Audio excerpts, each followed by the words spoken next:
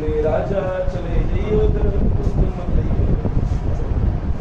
एक बेटा यहाँ से एक काम कर बेटा, तू जा समझ को तुझे तू आ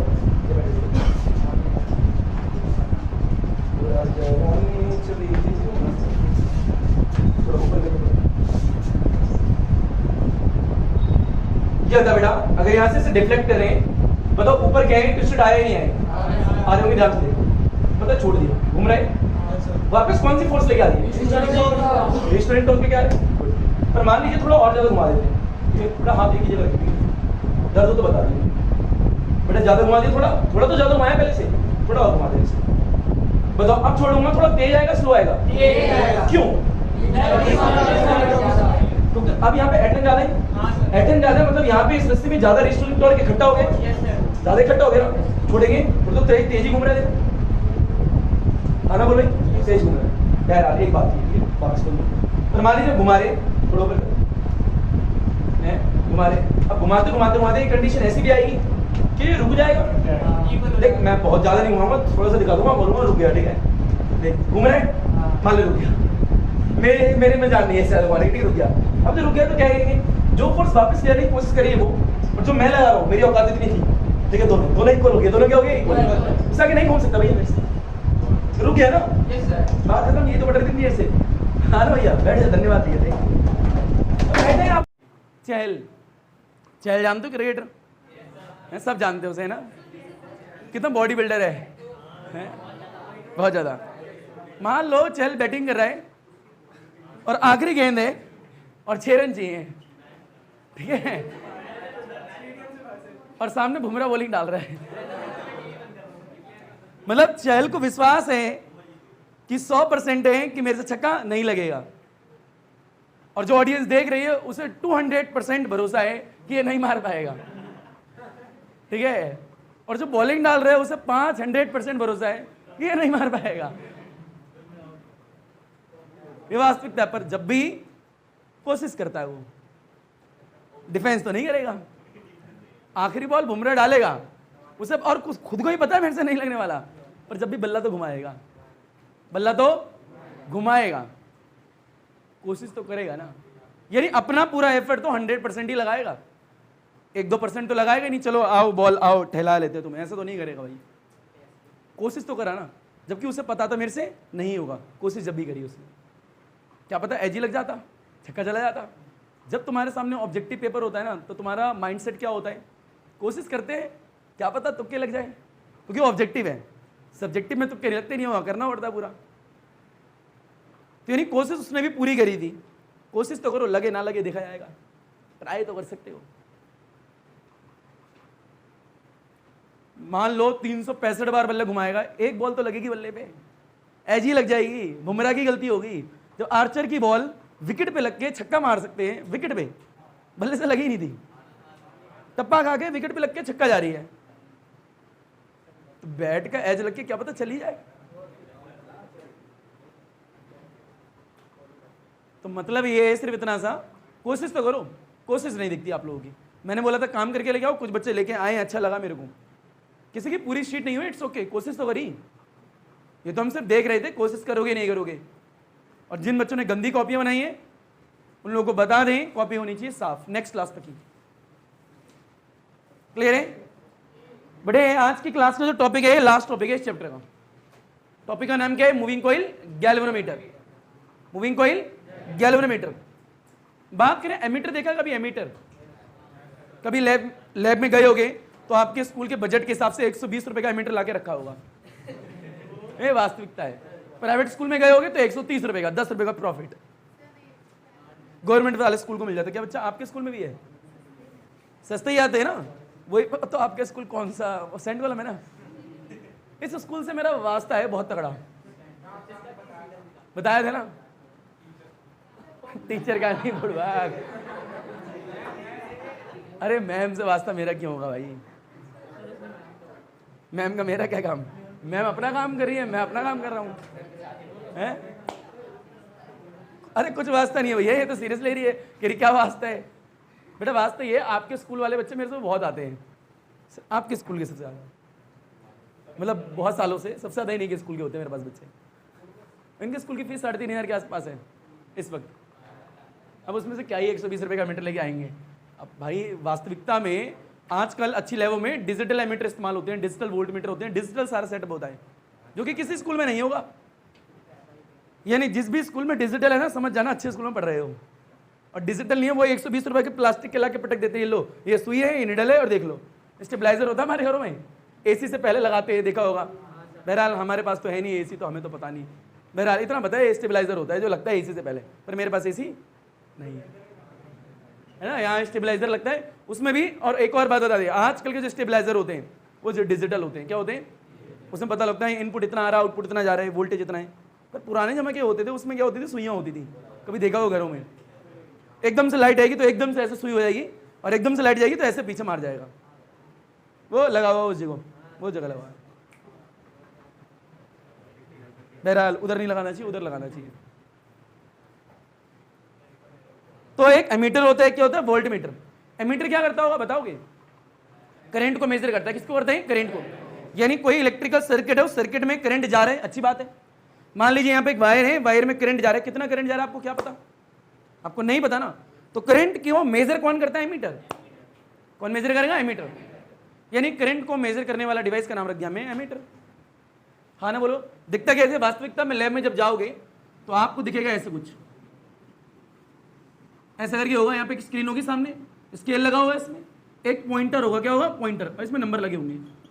और यहाँ पे होगी एक रेड टर्मिनल होगा लाल कलर का, और एक ब्लैक कलर का टर्मिनल होगा। टर्मिनल, टर्मिनल पता है क्या होते हैं टर्मिनल।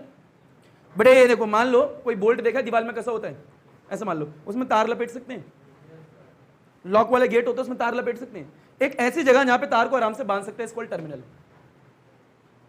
क्लियर है क्या। मान लीजिए यहाँ पे ये देख रहा है बोल्ट से, ये यहाँ पे इसमें तार बांध सकते हैं, टर्मिनल, स्क्रू टाइप में। बड़े एक होता है लाल और एक होता है काला, यानी एक रेड और एक ब्लैक।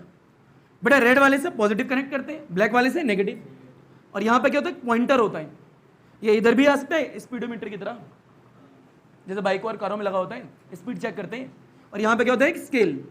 और यहाँ पे मान लीजिए एक वायर है या कोई इलेक्ट्रिकल सर्किट है, इसमें करंट जा रहा है, और यहाँ पे एक एंड है, एक एंड ये रहा। आपको पता लगाना है इसमें करंट कितना है, कैसे करोगे भैया, एक बार यहाँ लगाओगे और एक बार यहाँ लगाओगे, पता लग जाएगा, स्क्रीन पे डिफ्लेक्शन आ जाएगा। ऐसे करते हैं। पर ये तो ऐसे हैं कि भैया स्केल है और यहाँ पे पॉइंटर है, पर डिजिटल होते हैं। आज की लैब में क्या होते हैं, डिजिटल। आगे के लेवल पे जाओगे सब ये चीज़ें डिजिटल हैं। एक मल्टीमीटर भी होता है, मल्टीमीटर येलो कलर का आता है, 120 रुपये का आता है, अमेजोन पे सर्च मार लेना मिल जाएगा। मल्टीमीटर क्या होता है, काफ़ी सारी चीज़ों को मेजर करने वाले डिवाइस का नाम क्या होता है, मल्टीमीटर। मल्टीमीटर भैया, यानी मल्टीपल चीज़ों को मेजर कर सकता है मल्टीमीटर। हाँ ना बोल भाई। इसी तरीके से एक होता है वोल्ट मीटर। क्या होता है, वोल्ट मीटर। अब वोल्ट मीटर क्या मेजर करता होगा, पोटेंशियल डिफरेंस। क्या मेजर करेगा, पोटेंशियल डिफरेंस। हाँ ना बोल भाई। इसी तरीके से आप लैब में जब जाओगे, लैब इंचार्ज होते हैं, देखा होगा कोई बैठा होता है, अकड़ू टाइप होते हैं ज़्यादातर, बहुत ही रेयर ऑफ द रेयर होता है, अच्छे होते हैं, हमेशा अकड़ू होते हैं। लेकिन तोड़ दिया, नहीं मिलेगा नया, पैसे भर। अब स्कूल की फीस देते, नया पैसा क्यों भरे। एक बार हमसे ना, हम थे, हमें याद है, हमसे थर्मामीटर टूट गया। अब जब टूट गया अब तो वापस तो करने जाना पड़ेगा, क्योंकि लिखते लेके आते हैं। अब वापस टूटी चीज़ वापस कैसे करें, कोई रजिस्टर थोड़ा टूट के छुपा के रख दो, पूरा कांच का हो तो टूट गया। पर हमने तो पैसा दे देने नहीं हमें। बहरहाल 5 रुपये का आता, 100 रुपये मांगते हैं, ठीक है। मैंने मतलब बाहर फ़ोन पे सर्च कर रहा है, अमेज़ोन में 5 रुपये का दिखा दे, वो वाला, उस समय की बात है। अब मत मान लो सर झूठ बोल रहे हो, देखो सर इतना महंगा है, उस समय की बात। 100 रुपये मांगते थे। तो हमने क्या करा, लैब में इधर उधर नजर हुई, एक जगह फिट था थर्मोमीटर, हमने वहीं से निकाल लिया। उन्हीं की चीज़ उन्हीं को सब दिलो सर थर्मोमीटर। अब वो कौन सा चेक कर रहा, लाल था ये, पीला था ये, नीला था, वैसे ही था, लो रख लो। तो ऐसा नहीं, वापस नहीं करना। अरे भैया पैसे देते हैं, काय को दें पैसे तुम्हें, सरकार पे होते हैं। पता है लैब इंचार्ज के पास में एक चीज़ की 3-4 चीज़ें रखी होती हैं, वो इसलिए होती है बच्चे से टूट जाए तो ले लो और ले लो। कॉलेजों में क्या होता है, दिल्ली यूनिवर्सिटी में, अगर मान लीजिए कोई चीज़ टूट गई आप लोगों से, तो आप लोगों से पैसे मांगेंगे।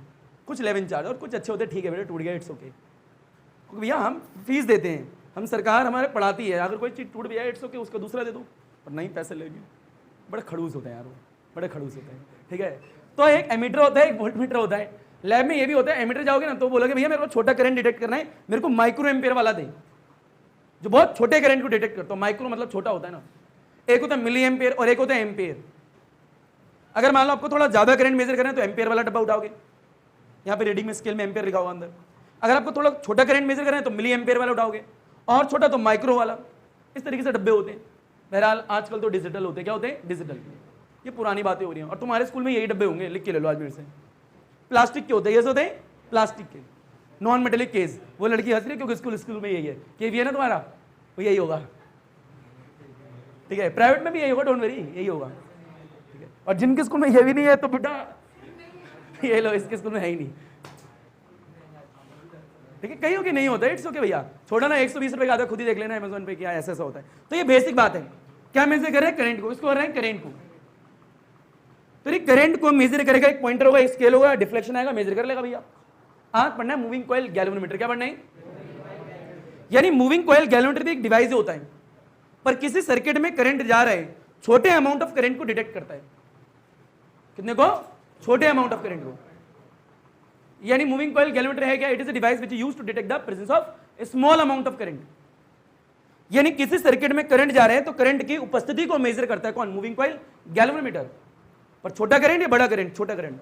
यानी छोटे करंट को मेजर करने के लिए जिस डिवाइस का इस्तेमाल किया जाता है उस डिवाइस का नाम क्या है? Moving coil galvanometer. एक बात याद रखना कि मूविंग कॉइल गैल्वेनोमीटर से छोटे करंट को मेजर करते हैं। किसको करते हैं? बहरहाल ये सब पुरानी बातें, 10 को पुरानी बातें, आजकल नहीं होते इस्तेमाल ये सब। आजकल सब डिजिटल होता है। अब तुम्हारी बुक में तो पढ़ाना पड़ेगा भैया। अब कहोगे ये क्या है, ये गलत बात, अब तो होते नहीं तो हम पढ़े ही हो, बच्चों के अंदर ही आया था, हम नहीं पढ़ रहे। अब भैया पढ़ना पड़ेगा, कहीं कोई चारा नहीं है, अल्टरनेट नहीं है। ये ना सोचो नहीं पढ़ना, वास्तविकता है। अब इसका यूज नहीं है, पर क्या करें, पढ़ना पड़ेगा। नहीं, कई बच्चे ये बोलने लगते हैं सर इस्तेमाल नहीं होता तो हम क्यों पढ़े? भैया पेपर में आते इसलिए पढ़ ले, नंबर चाहिए नहीं चाहिए। तो मूविंग कॉइल गैल्वेनोमीटर क्या करते हैं? छोटे करंट को मेजर करता है, बड़े करंट को, छोटे करंट को। ये याद रखिएगा। अगर बड़े करंट को मेजर करवाएं से तो खराब हो जाता है, क्योंकि उसके हिसाब से बनाया गया था इसे। क्या हो जाता है? खराब हो जाता है। हाँ ना बोलो भाई। यानी it is a device which is used to detect the presence of small amount of current. आ गया होगा यार, दोबारा बता दो। छोटे करंट को बड़े करंट को मेजर करेगा, छोटे करंट को। तो इसे ही पढ़ेंगे सिर्फ। हाँ ना भैया। अच्छा ये बताएं, अगर कोई करंट कैरिंग क्लोज कॉइल है यहाँ पे, उसे उठा के मैग्नेटिक फील्ड में रख दिया, डिफ्लेक्शन आएगा ही नहीं आएगा? लास्ट क्लास से पढ़ाएगा, लास्ट क्लास से पढ़ाते हैं। तो जैसे किसी करंट कैरिंग क्लोज कॉइल को उठा के मैग्नेटिक फील्ड में रखते हैं, डिफ्लेक्शन आता है। किसके कारण आता है डिफ्लेक्शन? कोई बताएगा? दो फोर्स के कारण। बेटा दो फोर्स होती है जिनका मैग्नीट्यूड क्या होता है? सेम, पर डायरेक्शन क्या होती है? अपोजिट। जिसकी वजह से कॉइल रोटेट करेगी। अब रोटेट करेगी, डिफ्लेक्शन आएगा, डिफ्लेक्शन आएगा तो टॉर्क आया होगा। अच्छा मान लीजिए इस कॉइल में ज्यादा करंट भेज दें तो डिफ्लेक्शन ज्यादा आएगा। अब डिफ्लेक्शन आ रहा मतलब कॉइल घूम रही है। अगर मान लीजिए, मेरी पानी की बोतल का दिखाओ, ये देखो बेटा, मान लीजिए यहां से गए, ऐसे सिलेंडर ले लिया, ठीक है, मान लिया, और इसके ऊपर यहां पे गए, मान लीजिए एक पॉइंटर लगा दिया। क्या लगा दिया? पॉइंटर, ऐसे लगा दिया। अगर इधर से देखोगे सिर्फ आपको एक गोला दिखेगा क्या? यहां पे एक निडल लगा दी, पॉइंटर मींस निडल, और यहां पे एक स्केल है। क्या है? स्केल। अगर ये सिलेंडर घूमेगा तो इसके ऊपर का पॉइंटर भी घूमेगा। हाँ ना बोल भाई। अगर ये घूमेगा और सामने क्या लगा? स्केल, तो डिफ्लेक्शन पता लगेगा नहीं लगेगा? लग जाएगा। हाँ ना बोल भाई। अगर करंट ज्यादा आएगा तो डिफ्लेक्शन ज्यादा आएगा कम आएगा? ज्यादा। तो वो डिफ्लेक्शन ज्यादा दिखेगा यहाँ पे। हाँ ना बोल। अगर करंट कम होगा तो डिफ्लेक्शन क्या आएगा? कम। डिफ्लेक्शन कम तो सुई पहले रुक जाएगी। यानी सुई का घूमना, चलना, रुकना, ये सब आज देखना है। हाँ ना बोल भाई। अच्छा ये बताएं, कभी रिस्टोरिंग फोर्स देखिए? रिस्टोरिंग फोर्स सुना तो होगा मेरे से, 11th क्लास में जो बच्चे पढ़े उन्हें पता होगा। बड़े एग्जाम्पल, फेमस एग्जाम्पल था उसका, किसी को याद है पूरी क्लास में? थुलथला पेट। क्या था? थुलथला पेट। मैंने कहा था जब भी तुम कॉलेज में जाओगे तो प्रोफेसर तुम्हें पढ़ाएंगे, तुम बोलोगे थुलथला पेट। क्या बोलोगे? थुलथला पेट। ये हमने बात पहले ही कही थी। हाँ ना बोल। अभी जब मैंने कहा था तो मेरे को एक डायलॉग याद आ गया महाभारत का। मैंने कहा था मन भूमि में युद्ध हो से पहले रणभूमि में खेला जाता है। हाँ ना बोल भाई। ये महाभारत एपिसोड में होता है ना, तुमने देखा होगा शायद। नहीं देखा? छोड़ना, क्या रखा है? बोरिंग सही, वास्तविकता है। गलत क्या है? सब बोरिंग है दुनिया में, है? पढ़ाई भी है ना। इंटरेस्टिंग क्या है? क्या बेटा?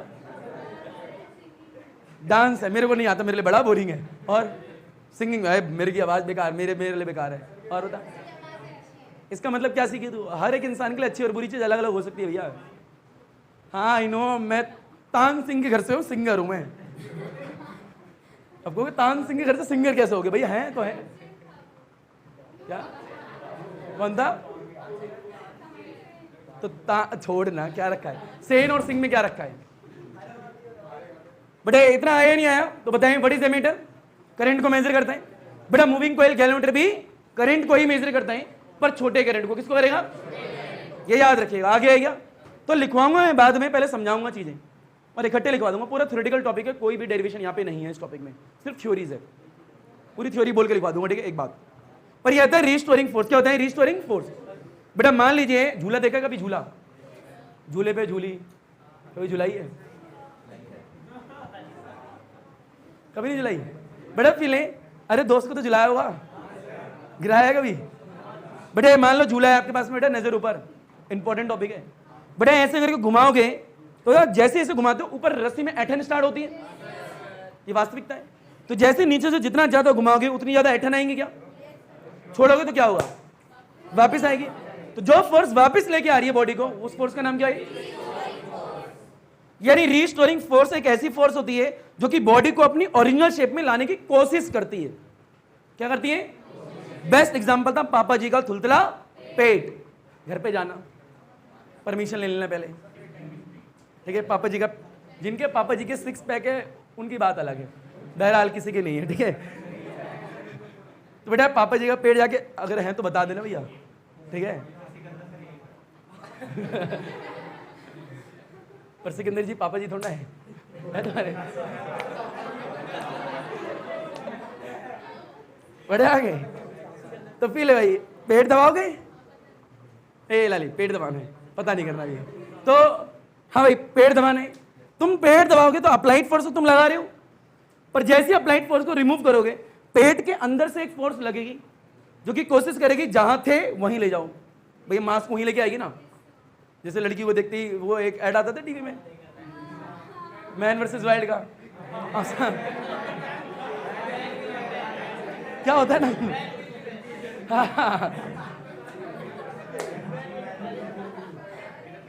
इससे तुम क्या सीखे कि तुम्हें मेरे से ज्यादा पता है इन चीजों के बारे में,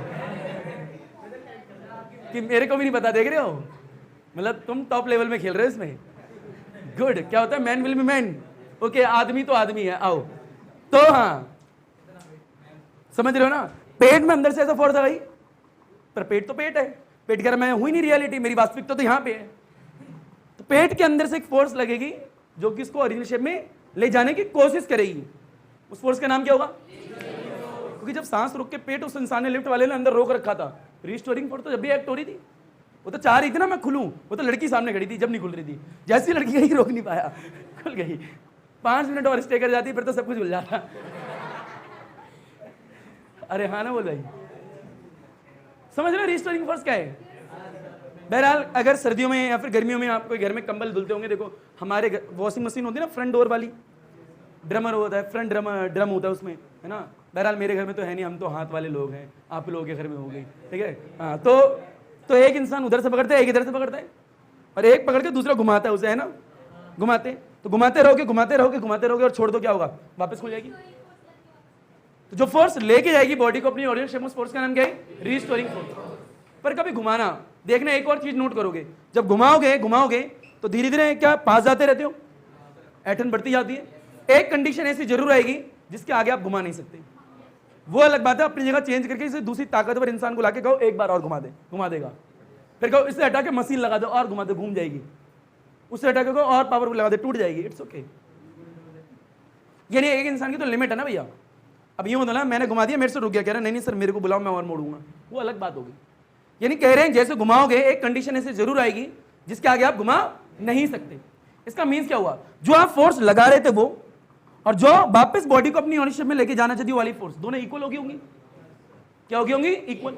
जब तो नहीं घूम पा रही भाई। झूला है, झूले को घुमाओ, एक बार घुमाओगे, घुमाते घुमाते एक कंडीशन ऐसी आएगी इसके आगे नहीं घुमा सकते, क्योंकि ऊपर से एक फोर्स लग रही है जो बॉडी को अपनी ओरिजिनल शेप में लेके जाना चाहती है, रिस्टोरिंग फोर्स, और एक आप लगा रहे हो, दोनों क्या हो गए होंगे? इक्वल।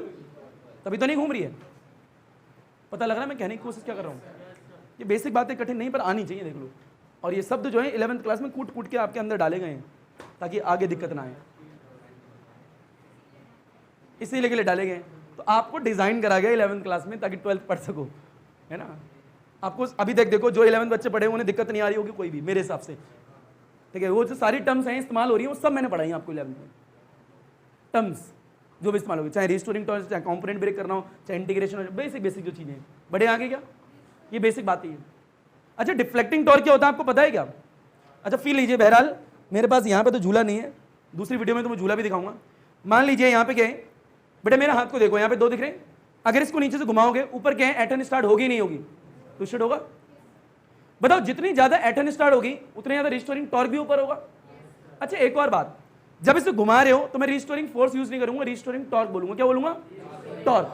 क्योंकि जब मैं हटा रहा हूं, रिमूव कर रहा हूं फोर्स, तो वापस लेके जो आ रही है वो टॉर्क है, घूम रही है ना, क्योंकि बड़ी क्या कर रही है, घूम रही है। बेटा याद करें, ऊपर देखें, पेट था, पेट पर आपने फोर्स लगाई थी, अप्लाइड फोर्स। जब हाथ हटाया था पेट घूमा थोड़ा था, बस सीधे बाहर आ गया था, या फिर खाना थोड़ा बाहर आया था। पेट, इसमें हंसने वाली क्या बात थी भाई? तो पेट पर आपने फोर्स लगाई, हटाई, तो पेट सीधे बाहर आ गए। जब फोर्स लेके आ रही है उसका नाम क्या है, रिस्टोरिंग फोर्स। पर जब झूले को घुमाते हो, छोड़ते हो तो वापस आता है, उसे रिस्टोरिंग टॉर्क बोलोगे। क्या बोलोगे? जो फोर्स लेके आ रही है रिस्टोरिंग टॉर्क बोलना पड़ेगा वहां पे, क्योंकि वापस आ रही है और घूम रही है। क्या कर रही है? घूम रही है। घूम रही है तो टॉर्क आएगा। क्या आएगा? टॉर्क। तो जब फोर्स होगी उसका नाम क्या होगा? रिस्टोरिंग टॉर्क होगा। यहाँ पे अगर रोटेशन की बात कर रहे हैं, तब थुलथुले पेट की बात करें तो रिस्टोरिंग फोर्स डायरेक्ट बोल सकते हो। पता लग गया है क्या? और जो नीचे से जो फोर्स लगा रहा हूं, उस फोर्स का यहाँ पे नाम दूंगा डिफ्लेक्टिंग टॉर्क। क्या बोलूंगा? Deflecting torque. और जब कॉइल जो है रोटेट करना स्टॉप हो जाएगी, उस कंडीशन में बोल सकता हूं कि रिस्टोरिंग टॉर्क जो ऊपर लग रहा है और डिफ्लेक्टिंग टॉर्क जो नीचे लग रहा है, दोनों आपस में इक्वल हो गए होंगे। हाँ ना बोल भाई, यही है मूविंग कॉइल कैलकुलेटर पूरा, बस इतना ही है। आपको इसे कनेक्ट करना है बस, आपको कठिन बिल्कुल ही नहीं है। क्लियर? नोट नंबर पहला, 6 से 7 नोट डलेंगे, उसके बाद स्टार्ट करेंगे। ठीक है प्रॉपर? हाँ बेटा, नोट नंबर पहला,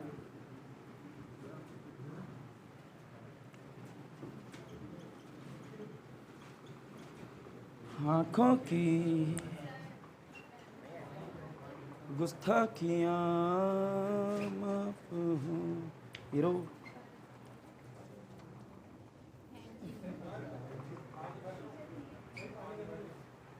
अभी नहीं बेटे, मेरी बोतल भी उधर रखो, मैं भी नहीं पीऊंगा जब तक ये नहीं पिएगा। नहीं ऐसी बात है भाई, बराबर की बात होनी चाहिए, है ना भैया? मैंने तू कहेगा खुद तो पी रहे हो, हमें नहीं पीने दे रहे। बड़े आगे क्या, इधर देख तू लाली। बड़े क्या है? नोट नंबर पहला यह था, अगर करंट कैरिंग क्लोज कॉइल को मैग्नेटिक फील्ड में रखते हैं, टॉर्क आता ही नहीं आता। लास्ट क्लास में पढ़ा था। बड़े टॉर्क कितना आता है बताओ लास्ट क्लास का? बेटे NIAB साइन थीटा। बड़े एन इसलिए लगा रहे हो सकता है 1 भी हो, 2 भी हो, 3 भी हो, 4 भी हो, हमें नहीं पता। बड़े थीटा जो है A और B के बीच का एंगल था क्या? बड़े note number second, deflecting torque पढ़ाया था मैंने आप लोगों को। बड़े deflecting torque, the maximum value of the torque is called deflecting torque. बताओ टॉर्क की वैल्यू ये है, इसमें साइन का फंक्शन है या नहीं है? बड़े टॉर्क मैक्सिमम जब हो सकता है जब साइन मैक्सिमम हो, और साइन मैक्सिमम कब होता है? Theta is equal to 90 degree पे। यानी theta is equal to 90 degree होगा तो साइन क्या होगा? मैक्सिमम। और साइन मैक्सिमम तो टॉर्क मैक्सिमम। तो एक वर्ड होता है डिफ्लेक्टिंग टॉर्क, तो लिख लेना the maximum value of the torque is called deflecting torque. बड़ा वी नो हम जानते हैं। बताओ टॉर्क का ऊपर फॉर्मूला क्या है? N है, I है, A है, B और क्या है? Sine theta. बेटा जब थीटा कितना होगा? F 90 डिग्री, यानी यदि आपका कितना है थीटा 90 डिग्री हो जाए तो साइन 90 कितना होगा? 1 होगा। तो ये वैल्यू यहाँ डालोगे। बताओ साइन 90 इज 1, टॉर्क आएगा कितना आएगा? NAB। और ये तो मैक्सिमम होगा, है ना भैया? और इस मैक्सिमम को ही क्या बोलते हैं? Deflecting torque. क्या बोलते हैं? Deflecting torque. तो मैं रिस्टोरिंग फोर्स आ गया क्या? रिस्टोरिंग टॉर्क कब बोलूंगा? जब बॉडी घूम रही हो। और रिस्टोरिंग फोर्स होती क्या, ये पता लग गया? दिक्कत तो नहीं है? फिर लो बेटा, नोट नंबर क्या है? तीसरा। बेटा मान लीजिए, अच्छे बताएं, एक पॉइंटर होता है, एक स्केल होता है। भैया मैंने किसी कॉइल में करंट भेज दिया, डिफ्लेक्शन आएगा ही नहीं आएगा? सोच के बताना। डिफ्लेक्शन आए तो डिफ्लेक्शन को मेजर करने के लिए कुछ तो लगाना पड़ेगा ना भाई। इतना डिफ्लेक्शन आया, इतना आया, इतना आया, कितना आया, कैसे मेजर करेंगे? तो एक स्केल होता है, एक पॉइंटर होता है। एक स्केल होता है, एक क्या होता है? पॉइंटर। भाई स्केल पे देखेंगे, पॉइंटर मींस निडल होती है। क्या होती है? निडल। फील लो इस चीज का। बेटा मान लीजिए यहाँ पे क्या है? एक कॉइल है, ठीक है, इसके ऊपर रस्सी लपेट रहे। क्या लपेट रहे हैं? रस्सी। बताओ ऐसे करके रस्सी लपेटेंगे तो यहाँ पे एक पूरा बंडल सा बन जाएगा रस्सी का। और रस्सी लपेट जो है वायर ही तो है, और इसे उठा के मैग्नेटिक फील्ड में रख दिया। क्या रख दिया? तो कॉइल है या नहीं है? भैया मैंने बताया था टॉर्क शेप पे डिपेंड नहीं करता, कैसी भी शेप हो टॉर्क तो आएगा ही आएगा। हाँ ना बोल भाई? तो मैंने कहा इसे ऐसे लपेट के रख दिया। बताओ इसमें करंट डाल दी। क्या डाल दिया? करंट। बताओ यहाँ पे current carrying close coil magnetic field में रखी होगी नहीं रखी होगी? रखी होगी। डिफ्लेक्शन आएगा ही नहीं आएगा? आएगा। अब फील लो, यहाँ पे क्या लगा दिया, इस जगह एक पॉइंटर लगा दिया और सामने क्या है, स्केल है। तो भैया यहाँ पे क्या है, ये कॉइल घूमेगी नहीं घूमेगी, घूमेगी, क्योंकि कैसे, करंट कैरिंग क्लोज कॉइल, अगर ये घूमेगी तो पॉइंटर भी घूमेगा, तो पॉइंटर आगे स्केल लगा होगा, देख लेंगे कितना घूमा कितना नहीं घूमा, हाँ ना बोल भाई।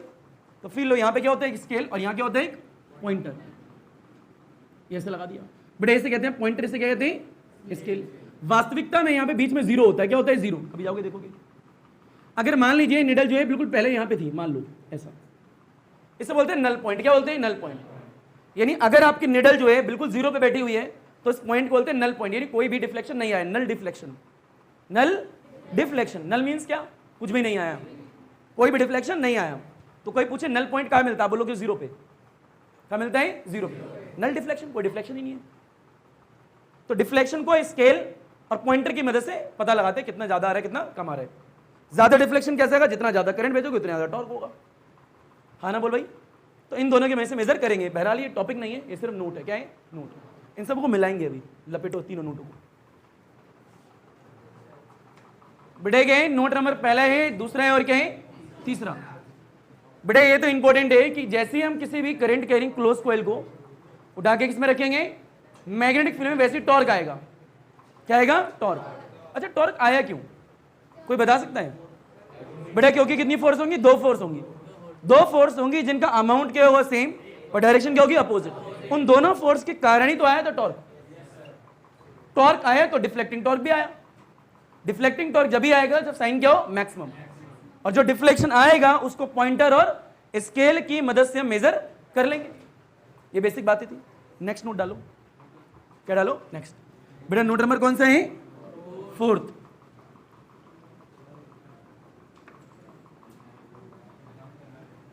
बड़े फिले नोट नंबर है चौथा।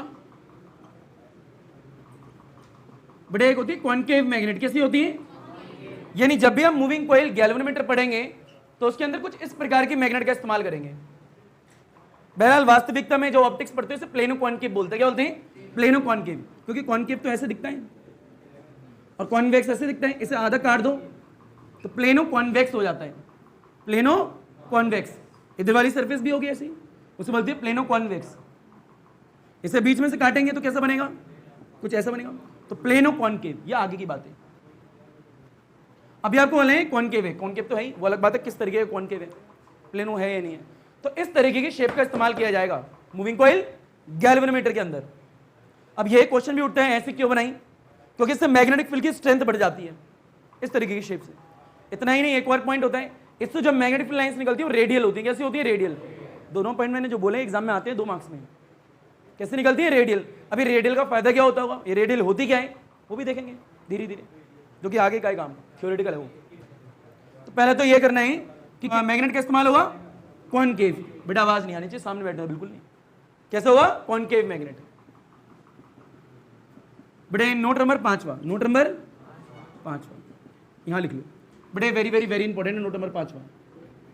मान लीजिए एक पेंडुलम है, यहां पे एक रस्सी है और नीचे कोई मैसिव चीज लटका दी, कॉइल लटका दी, डिस्क लटका दी, कुछ भी लटका दिया। मान लीजिए यहाँ पे एक डिस्क ले लेते हैं, ठीक है, कोई मैंने डीवीडी वाली डिस्क लगे लटका दी, भारी होनी चाहिए थोड़ी। बेटा मान लीजिए इसको मैं रोटेट कर रहा हूं, क्या कर रहा हूं, रोटेट। जैसे मैं इसको रोटेट करूंगा, मान लीजिए 1 डिग्री रोटेट करा, कितना करा, 1 डिग्री, ऐसा मान लेते हैं। जैसे मैंने इसको 1 डिग्री रोटेट करा तो ऊपर कुछ ऐठन आएगी या नहीं आएगी, सोचिए बताओ, आएगी। थोड़ा सा भी डिफ्लेक्शन करोगे ऐठन तो आएगी ना भाई। भाई झूला भी थोड़ा भी ऐसा करते हो ऐठन आती है, छोड़ोगे तो क्या होगा, वापस आता है। यानी ऊपर क्या है, रिस्टोरिंग टॉर्क इकट्ठा हो गया होगा। फील है ना भैया, क्योंकि जैसे आपने ऐसे 1 डिग्री मोड़ा, छोड़ा तो वापस आएगा। तो वापस कौन लेके आ रहा है, रिस्टोरिंग टॉर्क, क्योंकि रोटेशन है यहाँ पे, याद रखना। कौन लेके आ रहा है, रिस्टोरिंग टॉर्क। तो रिस्टोरिंग टॉर्क इसके अंदर इकट्ठा हुआ होगा ना, तभी तो वापस लेके आ रहे हैं। अरे किसी बॉल को दबाते हो, हटाते हो तो वापस आती ही नहीं आती, कौन लेके आएगा, रिस्टोरिंग फोर्स लेके आएगी। तो नहीं आया। तो इंपॉर्टेंट पॉइंट यहाँ पे क्या है, जैसे मैंने इसको 1 डिग्री घुमाया तो 1 डिग्री घुमाया तो इस वायर के अंदर कितना रिस्टोरिंग टॉर्क इकट्ठा हुआ है, उसे बोलते हैं टॉर्सनल कांस्टेंट। क्या बोलते हैं, टॉर्सनल कांस्टेंट। ये इंपॉर्टेंट है, जिसको के से रिप्रेजेंट करते हैं। किससे करते हैं, के से। वेरी वेरी वेरी इंपॉर्टेंट है। यानी जैसे मैंने इसको 1 डिग्री घुमाया तो इसके अंदर कितना, ये किसके अंदर, रस्ते के अंदर, इसके अंदर कितना रिस्टोरिंग टॉर्क इकट्ठा हुआ है, जमा हुआ, उसको क्या बोलते हैं, टॉर्सनल कांस्टेंट। अब मान लो भैया 1 डिग्री या 2 डिग्री घुमा लो थोड़ा ज़्यादा इकट्ठा हो जाएगा, क्योंकि ज़्यादा इठन आ जाएगी। 3 डिग्री घुमाओगे थोड़ा ज़्यादा होगा। 1 डिग्री क्यों लिया, क्योंकि स्टार्टिंग नंबर 1 से स्टार्ट होता है ना, इसलिए। भाई 2 डिग्री घुमाओगे तो थोड़ा ज़्यादा होगा। तो यानी जैसे ही आपने डिस्क या किसी कॉइल को घुमाया तो रस्सी में कितना रीस्टोरिंग टॉर्क इकट्ठा हो रहा है, उसे क्या बोलते हैं, टॉर्सनल कांस्टेंट। अरे आ गया होगा यार। अच्छा एक और चीज, जब मूविंग कॉइल गैल्वेनोमीटर बनाते हैं उसमें एक वायर का इस्तेमाल करते हैं, उस वायर को बोलते हैं ब्रॉन्ज वायर। क्या बोलते हैं, पर उस पूरी वायर का नाम होता है फॉस्फर ब्रॉन्ज वायर। क्या होता है, फॉस्फर ब्रॉन्ज वायर। क्वेश्चन ये भी आता है इसी का इस्तेमाल क्यों करा, फॉस्फर ब्रॉन्ज वायर। बड़े नोट नंबर क्या है, 6 है, फॉस्फर ब्रॉन्ज वायर। इतिहास में डेट डालना, पूरा लिखा मैंने, फॉस्फर ब्रॉन्ज वायर। यानी मूविंग कॉइल गैल्वेनोमीटर बनाते हैं उस वक्त जो वायर का इस्तेमाल करते हैं वो वायर कौन सी होती है, फॉस्फर ब्रॉन्ज वायर। ये टिन और फॉस्फरस से मिलकर बनी होती है, टिन और फॉस्फरस से मिलकर बनी होती है, कौन, फॉस्फर ब्रॉन्ज वायर। अब इसका इस्तेमाल क्यों करा, कोई रीजन रहा होगा। पहली बात तो ये गुड कंडक्टर ऑफ इलेक्ट्रिसिटी होती है, आप कहोगे वो तो कॉपर भी होती है, यही कहोगे, पर इसकी के की जो वैल्यू होती है, आई रिपीट के, वो स्मॉल होती है। क्या होती है, स्मॉल। इससे फायदा होगा, आगे पता लग जाएगा। के क्या है, टॉर्सनल कांस्टेंट। अच्छा एक और इंपॉर्टेंट पॉइंट, ये जो के हर एक वायर के लिए अलग अलग होगा। मान लो ये वायर किसी चीज की बनी हुई है, अलग अलग मटेरियल की बन सकती है, तो ये जो के डिफरेंट फॉर एवरी वायर, हाँ ना बोलो भाई, यानी हर एक वायर के लिए अलग अलग होगा के, सबके लिए। यानी जैसे रेजिस्टिविटी होती है, कॉपर की अलग होती है, सिल्वर की अलग होती है। मान लो यहाँ पे गए, मेरे पास एक कॉपर का टुकड़ा है, इसे काटा और रख गया जेब में और पाकिस्तान चला गया। पाकिस्तान जगह निकाला तो उतनी रहेगी रेजिस्टिविटी जितनी है, चेंज थोड़ा हो जाएगी, वो तो मटेरियल है ना। वाइवा में सबसे इंपॉर्टेंट क्वेश्चन एक पूछा जाता है आप लोगों से कई बार, हो सकता है किसी से पूछा भी गया हो, कि मान लो यहाँ पे मैं एक मटेरियल है, इसे तोड़ दिया, एक छोटा पार्ट और एक बड़ा पार्ट, बताओ रेजिस्टिविटी ज़्यादा किसकी है, दोनों की सेम है, जबकि क्वेश्चन में ऑप्शन ही नहीं दे रहे, वो पूछ रहे किसकी ज़्यादा किसकी कम है, और आंसर क्या, तो दोनों की, अरे मटेरियल पे डिपेंड करती है रेजिस्टिविटी, तो किस पे करती है। अब 3-4 बार तोड़ दो क्या फर्क पड़ता है। तो यहाँ क्या कह रहा हूँ, के जो है हर एक वायर का अलग अलग होगा, पता लग गया होगा यार। और जो वायर का इस्तेमाल होगा उस वायर का नाम क्या बोलना एक बार, इसका फायदा क्या है, इसका के क्या होता है, स्मॉल। अभी आगे देखेंगे के स्मॉल होने से फायदा क्या हुआ, करंट सेंसिटिविटी, वोल्टेज सेंसिटिविटी बढ़ जाती है, कैसे बढ़ती होगी बाद में बात है, इतना आया ही नहीं आया। क्लियर है क्या, ये आया ही नहीं आया। तो 1 डिग्री घुमाया तो इकट्ठा हुआ रिस्टोरिंग टॉर्क, उसे हम बोलते हैं टॉर्सनल कांस्टेंट। लपेटो, घसीटो, उठाओ, पटको, हलवा चीज। बड़े फिल्मों पर देखें तो बड़े यहाँ नोट नंबर 4 है, 5वां और क्या है, 6, 7वां तो नहीं है यहाँ पे। बड़े एक और नोट है, इसको रोटेट कराने पे, 1 डिग्री रोटेट कराने पे इस तार के अंदर, इस वायर के अंदर जो रिस्टोरिंग टॉर्क इकट्ठा हुआ है उसे हम क्या बोलते हैं, टॉर्सनल कांस्टेंट। पर इस रिस्टोरिंग टॉर्क का फॉर्मूला भी होता है, वो दिखाता हूं, आना भैया फिल्म। बेटा नोट नंबर क्या है, 7। बेटा रिस्टोरिंग टॉर्क का फॉर्मूला होता है। अच्छा ये बताओगे यार टॉर्क क्यों इस्तेमाल कर रहे हैं, क्योंकि रोटेशन की बात हो रही है, वरना हम रिस्टोरिंग फोर्स बोलते हैं। अरे force is a kind of torque, या torque is a kind of force, ये तो बताया मैंने तुम्हें, torque is a kind of force. आओ बेटे नेक्स्ट क्या है, नोट नंबर 7 और लास्ट, नोट नंबर 7 देख लेना 7 है या नहीं है। बड़े रिस्टोरिंग टॉर्क जो है, जो वायर में आया था, जमा हुआ था, फॉर्मूला होता है के अल्फा। क्या होता है, के अल्फा। अब ये अल्फा क्या है, अल्फा है डिफ्लेक्शन। क्या है, डिफ्लेक्शन। मान लीजिए यहाँ पे आपने कॉइल को 1 डिग्री रोटेट कराया है, क्यों भाई 1 डिग्री क्यों, 2 डिग्री भी करा सकते हो, तो ज्यादा डिफ्लेक्शन होगा। इतना इतना इतना कितना डिफ्लेक्शन, तो उसको अल्फा से डिनोट करते हैं। किससे करते हैं, अल्फा। अल्फा मीन्स यहाँ पे क्या है, डिफ्लेक्शन। 1 डिग्री, 2 डिग्री, 3 डिग्री, कितने डिग्री, कई बुकों में इसे थीटा से भी करते हैं। किससे करते हैं, थीटा, पर वहां लिखा होगा ये डिफ्लेक्शन ही है। किसी से भी करो, है तो डिफ्लेक्शन, तो मैं अल्फा से करूंगा, हाँ ना बोल भाई। एक बात तो ये क्या है, डिफ्लेक्शन। ये क्या है बताइए आपको, टॉर्सनल कांस्टेंट। और ये क्या है, रिस्टोरिंग टॉर्क। आ गया भैया। तो ये नोट नंबर क्या है, 7। इसे और लपेटो फास्ट। बेटा आगे फिर लीजिए। बेटे 7 जो नोट थे आपको किस टॉपिक के लिए पढ़ाए गए, मूविंग कॉइल गैल्वेनोमीटर के लिए। अभी मूविंग कॉइल गैल्वेनोमीटर जो टॉपिक है, एक डिवाइस है। क्या है, डिवाइस। और कभी भी जीवन में डिवाइस कभी भी पढ़ो, चाहे यहाँ पढ़ो, चाहे कॉलेज में पढ़ो, चाहे कॉलेज से आगे एमएससी में पढ़ो, चाहे उससे आगे पीएचडी लेवल पढ़ो, नेट जेआरएफ क्लियर करके, कभी ही पढ़ोगे, अगर आपको प्रोफेसर हो जाए टीचर, उसने 5 पॉइंट नहीं पता है तो उन्होंने आपका काट दिया है। नहीं आया? अरे उल्लू बना दिया है। हर एक डिवाइस में कितने पॉइंट पढ़ने होते हैं? 5। याद है आपको 10th क्लास में इलेक्ट्रिक मोटर था, वो भी एक डिवाइस था। अगर आप लोगों ने 10th क्लास में 5 पॉइंट नहीं पढ़े तो वहां पे भी आपका कट गया है। ये वास्तविकता है भाई, ये क्या है? वास्तविकता है। क्योंकि कभी भी जीवन में डिवाइस, बहरहाल 11th क्लास में डिवाइस नहीं था, क्योंकि 9th में भी नहीं था। 10th में डिवाइस था इलेक्ट्रिक मोटर, इसलिए 12th में भी है। मैंने पहले ही बोला है 10th class is directly proportional to the 12th class. बड़े डिवाइस जब पढ़ते हैं तो सबसे पहले पढ़ते हैं एम। भाई डिवाइस है तो कुछ काम भी होगा, उसका एम भी होगा, कुछ तो करता होगा। अब डिवाइस है तो किसी प्रिंसिपल पे ही काम करता होगा, तो वो प्रिंसिपल क्या है? अब डायग्राम भी तो होगा डिवाइस का, वर्किंग भी होगी, और वर्किंग है तो कैलकुलेशन भी होगी थोड़ी बहुत, और अगर कैलकुलेशन नहीं है तो कंस्ट्रक्शन तो होगी। ये सारे पॉइंट पढ़ने पड़ते हैं। अगर ये सारे पॉइंट नहीं पढ़े तो कुछ छोड़ दिया आप लोगों ने। क्लियर है क्या? अच्छा ये बताइए, जब कॉइल रोटेट कर रही थी तो रुकती कब थी? जब ऊपर वाली फोर्स और नीचे वाली फोर्स क्या होगी? इक्वल। यहां पे फोर्स की मैं टॉर्क बोलूंगा, जब नीचे वाला टॉर्क और ऊपर वाला टॉर्क क्या होगा? इक्वल, तो रोटेट करना रुक जाएगी, रोटेट नहीं करेगी। और रोटेट कब करती है? जैसे किसी करंट कैरिंग क्लोज कॉइल उठा के मैग्नेटिक फील्ड में रखते हैं, रोटेट करना स्टार्ट हो जाती है। पर रोटेट करते करते कभी रुकती भी होगी, वो बताएंगे। हाँ ना बोल भाई, ये बेसिक बात है। तो एक काम करो, मैं बोलूंगा, सिर्फ लिखना है। क्या करना है? लिखना है। सिर्फ पूरा थ्योरेटिकल टॉपिक है, आराम से लिखो, और लिखने के बाद मैं समझाऊंगा। क्लियर? तो बड़े बड़े अक्षरों में डाल दो मूविंग कॉइल गैल्वेनोमीटर, 5 नंबर का topic. Moving coil galvanometer 5 number का टॉपिक, आराम से।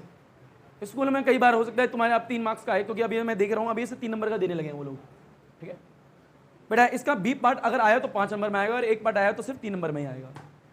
मूविंग कॉइल गैल्वेनोमीटर लिख लिया आएगा बेटा। सबसे पहले लिखना कैसे वो देख लो। यहाँ पे देखो सारे बच्चे, स्ट्रक्चर बताता हूँ। सिर्फ पहले बोलूंगा, जो बोलूंगा वो लिख लेना, मतलब बाद में बताऊंगा। ठीक है? सबसे पहले होगा एम। क्या होगा? एम। एम क्या है भाई? वो बोलेंगे। फिर क्या होगा? प्रिंसिपल। अच्छा ये कौन सा पल वाला पल है प्रिंसिपल में? पीएलयू। बहुत बढ़िया। कौन सा है? पल वाला पल है। ठीक है, वो वाला पल नहीं है बेटा। इसका डायग्राम होगा। क्या होगा? डायग्राम। डायग्राम क्या आएगी? वर्किंग। क्या आएगी? वर्किंग। वर्किंग के अंदर 2 पॉइंट पढ़ाऊंगा। हाँ, वर्किंग के अंदर 2 पॉइंट होंगे बेटे। पहला होगा रोटेशन, कि रोटेट कैसे करी कॉइल, और दूसरा करा स्टॉप कैसे हुई। भाई रोटेट करेगी, स्टॉप भी तो होगी।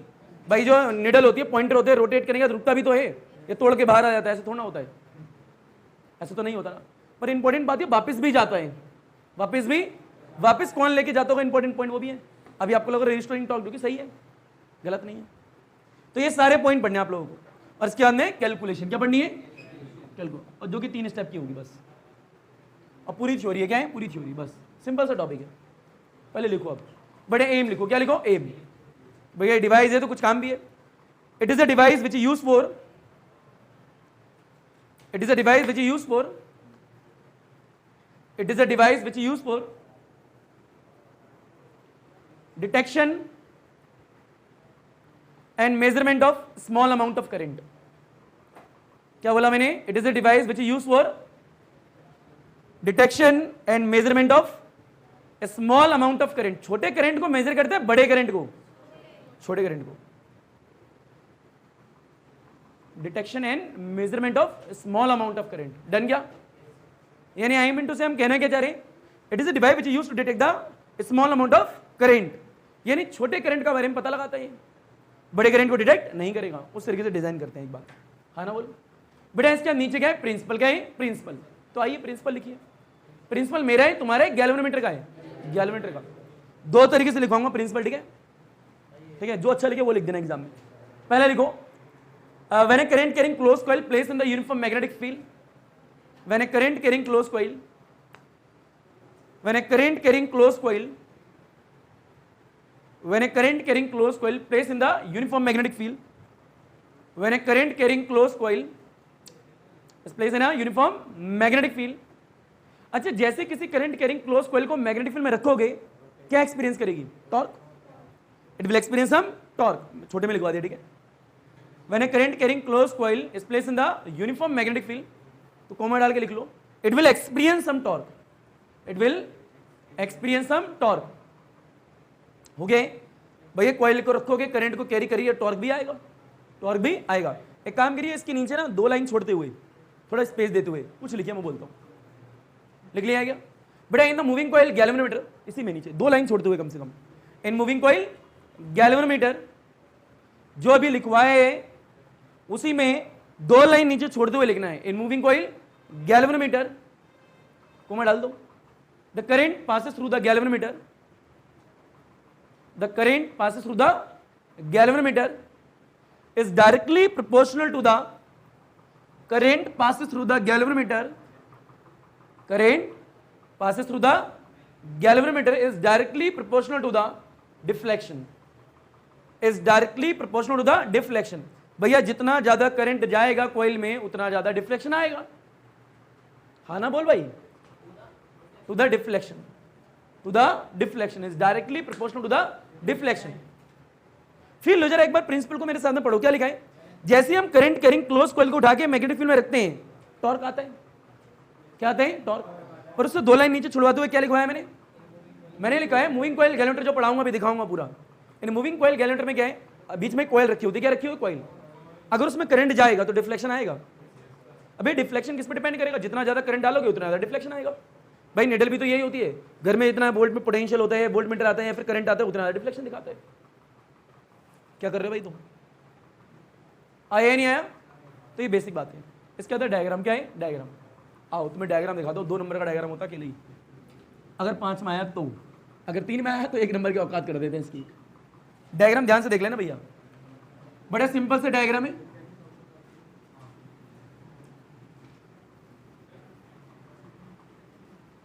आंखों की गुस्ताखियां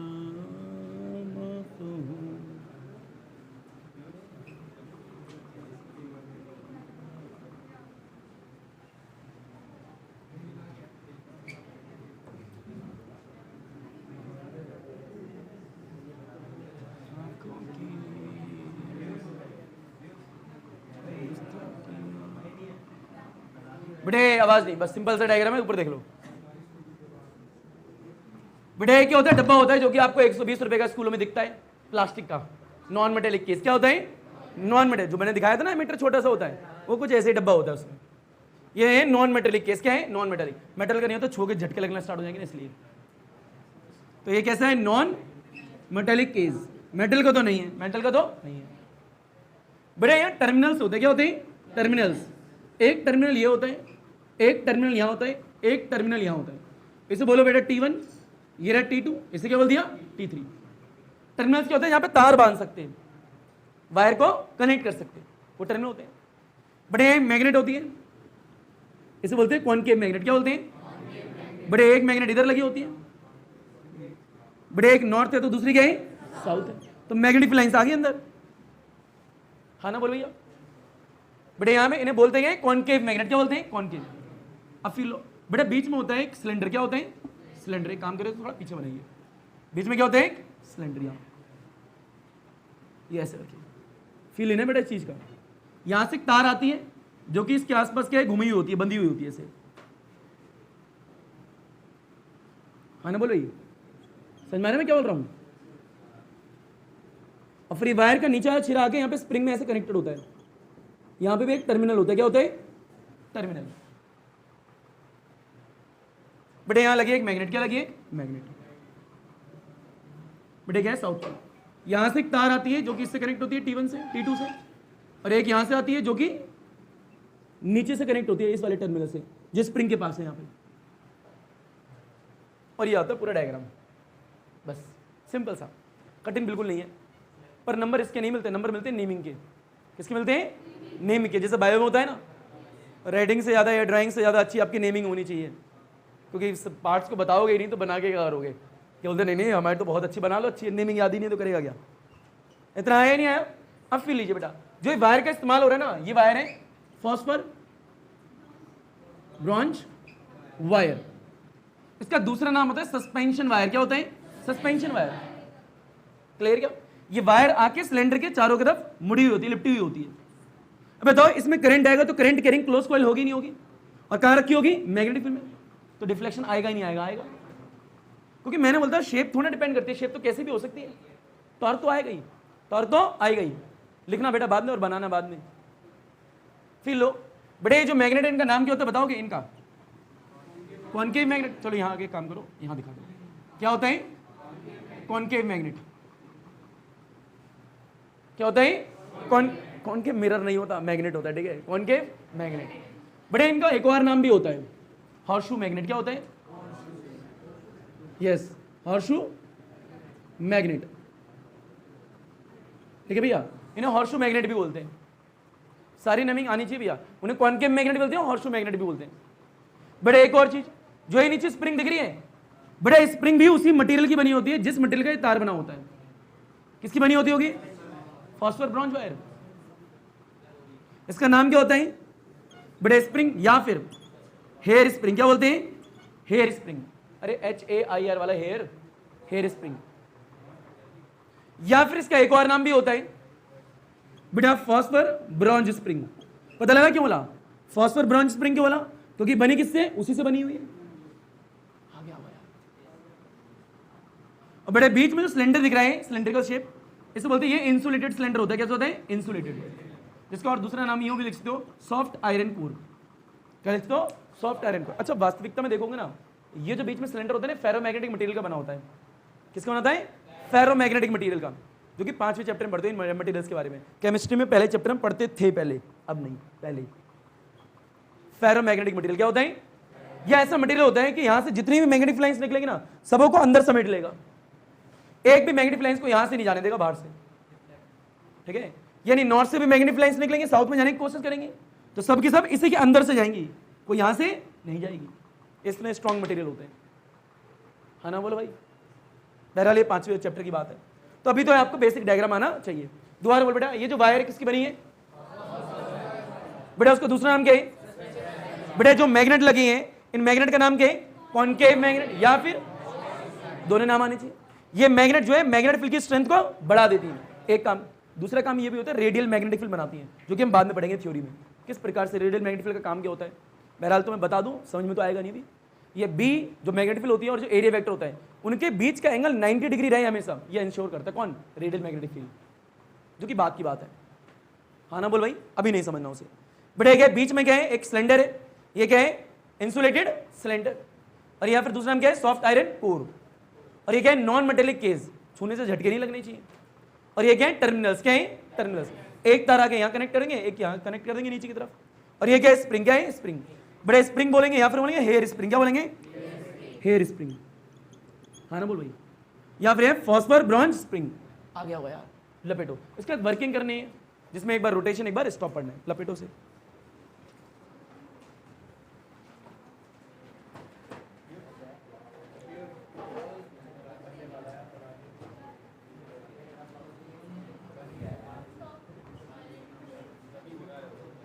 तो बेटे एक इंपॉर्टेंट बात सुन ले जरा सारे बच्चे। बेटे पेन छोड़ो। बेटा बात ये है कि जो यहां लिखा है ना, ये फॉस्फर है, फॉस्फोरस मत लिख देना, फॉस्फर ब्रॉन्ज वायर। पता लगे पड़े हो फॉस्फोरस लिखने पे, वो गलत हो जाएगा। हाँ ये बात है कि फॉस्फर ब्रॉन्ज होता है, इसे बनाने के लिए आपका टिन फॉस्फोरस का इस्तेमाल होता है, वो ठीक है। और ये क्या है? फॉस्फर है। क्लियर है क्या बेटा? इस क्या लिखनी है? वर्किंग। क्या लिखनी है? वर्किंग। एक काम कीजिए, वर्किंग लिखिए। वर्किंग जब लिखोगे, वर्किंग जब लिखोगे तो बेटा इसके अंदर पहला पॉइंट, आवाज आ रही है भाई? वर्किंग के अंदर पहला पॉइंट रोटेशन का होगा। बेटा बाद में लिखना, वर्किंग छूट जाएगी वरना। वर्किंग के अंदर पहला पॉइंट क्या होगा? रोटेशन का, यानी कॉइल रोटेट कैसे करी। लिखिए, 3 मिनट ले लो भाई कि रोटेट कर तो कर कैसे रही है। वर्किंग डाले अंदर, पहला लिखिए रोटेशन। क्या लिखिए? रोटेशन। फास्ट, जल्दी लिख लिया। अच्छा, रोटेट कैसे करती है? जब करंट कैरिंग क्लोज कॉइल को उठा के मैग्नेटिक फील्ड में रखते हैं तो दो फोर्स आती है, जो कि क्या होती है? मैग्नीट्यूड में इक्वल, डायरेक्शन क्या होती है? अपोजिट। उन्हें दो फोर्स के कारण ही तो रोटेट करती है।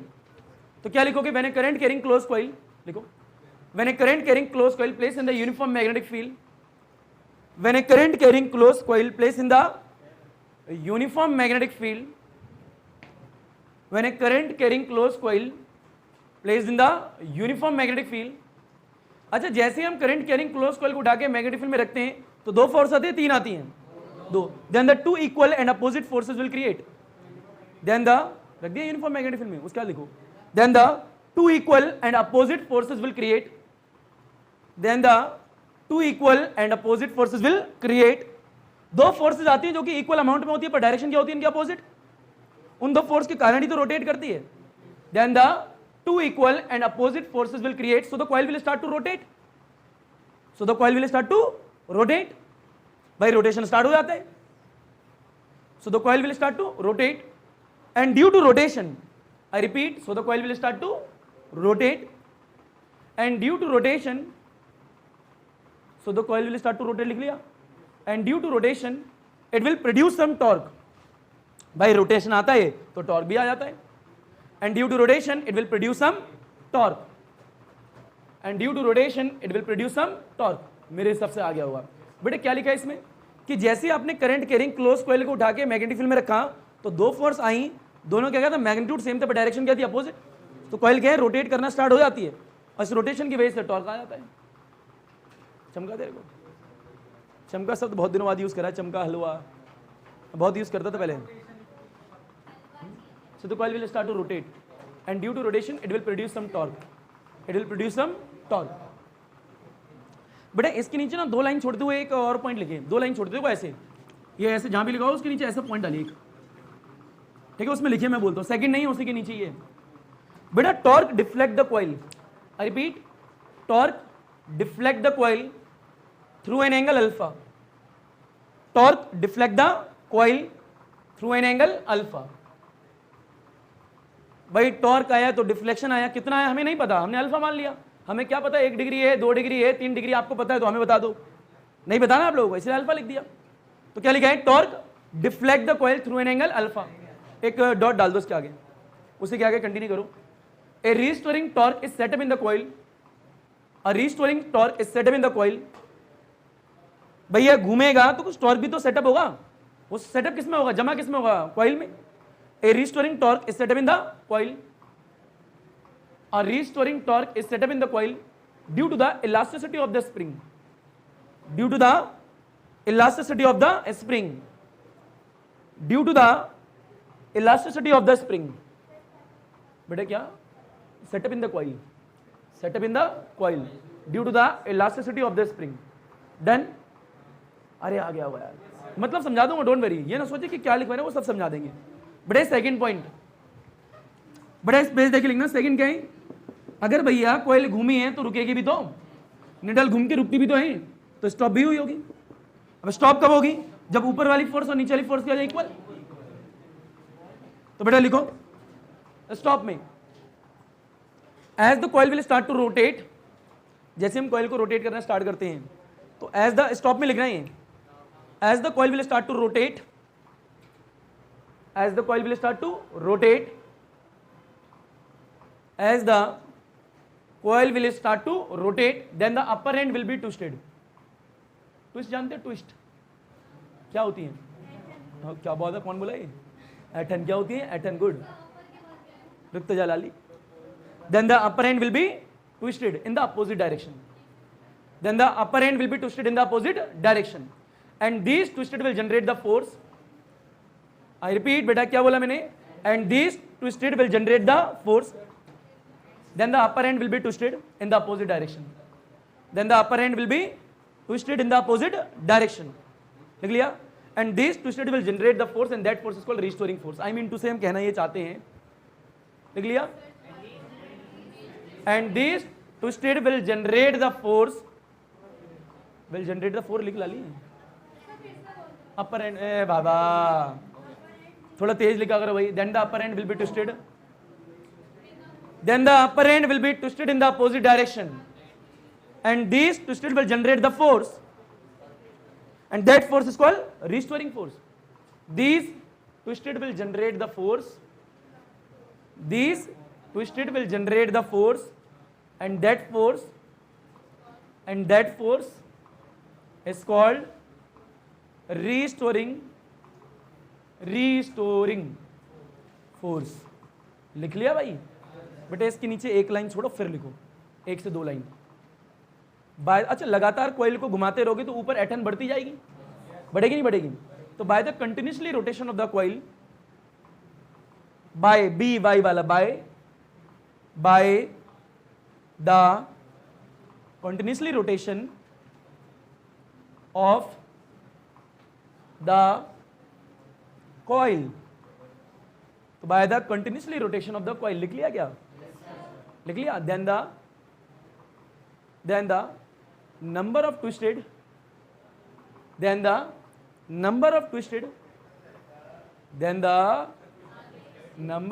बेटा बच्चों से पूछ लो. then the number of twisted will goes on increase. हाँ ये हुई ना बात. then the number of twisted will goes on increase. लिख लिया. so the restoring force will also increase. भैया एटन बढ़ेगी तो restoring force भी बढ़ेगी. so the restoring force will also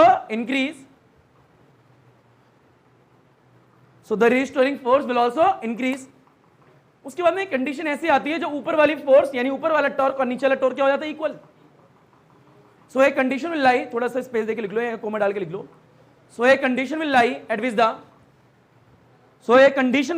the restoring torque.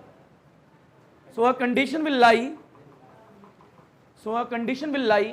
Eight which the restoring torque जो कि ऊपर लग रहा है. Restoring torque will becomes equal to the deflecting torque जो कि हम नीचे से लगा रहे थे. restoring torque will becomes equal to the deflecting torque. यानी ऊपर वाला टॉर्क जो है नीचे वाले टॉर्क के इक्वल हो जाएगा लगातार कॉइल को घुमाने के कारण. so the restoring torque will becomes equal to the deflecting torque. at this condition the coil will stop to rotate. At this condition the coil will stop to rotate. अब ये rotate थोड़ा ना करेगी भाई. ऊपर वाला टॉर्क और नीचे वाला टॉर्क इक्वल है तो रोटेट क्यों करेगी? At this condition the coil will stop to rotate. हो गया होगा मेरे हिसाब से. ये होगी पूरी थ्योरी खत्म. हाँ ना भैया. अब फील लो बेटा, रिपीट कर दूं. At this condition the coil will stop to rotate. Done. अब जिसका नहीं हुआ है, जो नहीं लिख पाया, अपने दोस्तों से पूछ लेना. बढ़े आगे आओ बेटा. लास्ट लाइन एक बार देख लो क्या लिखी है बेटे. लास्ट लाइन लिखी है so the coil will stop to rotate. बताओ कॉइल का रोटेशन कब रुकता है? ऊपर वाला टॉर्क जो कि बॉडी को वापस लेके आना चाहता है. बेटा इधर साक्षी, बेटे शिवानी इधर. बेटा कॉइल मैंने क्या बोला अभी ऊपर देख लो. कॉइल जो रुकती कब है? जब ऊपर वाला टॉर्क और नीचे वाला टॉर्क इक्वल होगा. जो ऊपर एटन में टॉर्क लग रहा है, एटन की वजह से जो टॉर्क आया, वो टॉर्क जो है बॉडी को वापस अपनी जगह ले जाने की कोशिश करना चाहता है. और जो नीचे से हम लगा रहे हैं, मोड़ रहे हैं इसे, तो दोनों इक्वल हो जाएंगे तो उससे कॉइल रुक जाएगी. तो उसके नीचे जो लिखवाया है वहां पे, उसके नीचे ये लिखना है जो मैं लिखने जा रहा हूं. Restoring torque is equal to the deflecting torque. Coil रुक जाती होगी, रुकते जाओ, फील तो ले लो भैया. कैलकुलेशन है नहीं तो. बड़ा डिफ्लेक्टिंग टॉर्क कितना होता है? NiAb. और ये कितना होता है? K alpha. बेटा अल्फा इज इक्वल टू क्या आएगा? NiAb divide by. यही आंसर है. यही क्या है? Very very very important. Numerical में काम आता है. रुक लो पहले देख लो. बेटे क्या है? डिफ्लेक्शन. क्या है? कितना डिफ्लेक्शन है कितना नहीं आया वही तो देखते हैं यहाँ से. भाई मूविंग कॉइल गैल्वेनोमीटर डिफ्लेक्शन ही तो पता लगा रहे हैं पर छोटे अमाउंट ऑफ करंट का. इतनी डेरिवेशन खत्म हो जाता है. फील लो थोड़ा आगे करते हैं यहाँ से. अगर मान लीजिए जैसे आई की वैल्यू निकालें, किसकी निकालें? आई की. बताओ आई के लिए क्या आएगा? आई इज इक्वल टू में ये इधर मल्टीप्लाई हो जाएगा, ये NAB नीचे आएगा तो K ऊपर चला गया, N आ गया, A आ गया, B आ गया और साइड में क्या आ गया? अल्फा. याद है आप लोगों को जब प्रिंसिपल लिखवाया था वहां पे एक वर्ड लिखवाया था, the current is directly proportional to the deflection. लिखवाया होगा मैंने. तो वहां पे अगर जगह है वहां पे देख लो एक बार. 2 लाइन है तो वहां पे ऐसे लिख लो नीचे. एक में तो I is directly proportional to the alpha. Principle के नीचे क्योंकि पता है ना आपको जितना ज्यादा करंट डालोगे उतना ज्यादा डिफ्लेक्शन आएगा. बेटा दूसरे वाले पॉइंट के नीचे इन मूविंग कॉइल गैल्वेनोमीटर वाला जो है ना उसके नीचे. प्रिंसिपल में मूविंग कॉइल गैल्वेनोमीटर वाला था उसी के नीचे लिख लो. बेटा कहीं भी छोटी सी जगह में एरो बना के कहीं भी ले जाओ, लिख तो लो. मैं इतनी से 3 बार बोल चुका हूं प्रिंसिपल के नीचे ही लिखना है. बड़े वक्त क्या लिखना है? I is directly proportional to the alpha. लिख लिया. अच्छा यहां से क्या सीख रहे हो? जितना ज्यादा करंट उतना ज्यादा डिफ्लेक्शन. बेसिक बात है. अब फिलो यहां पे देखो बेटा आई और अल्फा आ गया. बेटा इस पूरी वैल्यू को कुछ कांस्टेंट होगा, कुछ नाम तो होता होगा क्योंकि इसको हटाएंगे इक्वल आता होगा. तो वो यही तो है बेटा, इसे बोलते हैं जी। क्या बोलते हैं? जी, कैपिटल जी। और ये क्या होता है? अल्फा। और ये क्या होता है? आई। अब जी का नाम क्या होता है? जी को बोलते हैं बेटा गैल्वेनोमीटर कांस्टेंट। क्या बोलते हैं? Galvanometer constant. ये कोई फिक्स वैल्यू नहीं होती, कोई नंबर नहीं है इसका, कोई नंबर नहीं है। क्यों नंबर नहीं है कोई बता सकता है पूरी क्लास में? क्योंकि के जो है हर वायर के लिए अलग, हर एक मटेरियल के लिए अलग। नंबर ऑफ टर्न्स चलो मान लेते हैं, पर एरिया तो सबका अलग हो सकता है कॉइल का। बी क्या? Magnetic field. जब ये वैल्यू अलग अलग होगी हर एक चीज के लिए, तो ये भी तो अलग अलग होगा, पर जिसके लिए भी होगा उसके लिए फिक्स होगा। जैसे रेजिस्टिविटी होती है, कॉपर की है तो कॉपर की फिक्स रहेगी, चाहे पाकिस्तान में हो चाहे दिल्ली में हो। तो उसी प्रकार से ये जिस भी मटेरियल की बात हो रही है उसके लिए फिक्स होगा जी, पर हर एक का अलग अलग होगा, और वो कांस्टेंट है। क्या है? कांस्टेंट। अच्छा, इसका एक और नाम भी होता है current reduction factor. Current reduction factor आ गया क्या? इसी के साथ में पूरी डेरिवेशन खत्म हो जाती है यहाँ पे। अब मेरे को करना क्या है? मेरे को सिर्फ थ्योरी समझानी है आप लोगों को जो लिखवाई है। हाँ, यही है कैलकुलेशन बेसिक। हाँ, ये कैलकुलेशन में लिखना है। आगे आएगा। और ये फॉर्मूले तो अच्छा रुको रुको, एक और चीज, कभी कभार न्यूमेरिकल पता है कहां से आते हैं बेटा? कभी कभार न्यूमेरिकल गैल्वेनोमीटर कांस्टेंट की वैल्यू निकालने के लिए आते हैं। क्यों बेटा? गैल्वेनोमीटर की कांस्टेंट का फॉर्मूला देखिए क्या होगा? के डिवाइड बाय NAB। ठीक है, यानी जी का फॉर्मूला क्या होता होगा बेटा? के डिवाइड बाय NAB। लपेट घसीट उठा पटक हलवा चाहिए बेटा, ये फिल्म पड़ेंगे। तो बेटा यहां पे क्या है सुन लो जरा, कि restoring torque is equal to the deflecting torque. पता है क्यों हुआ?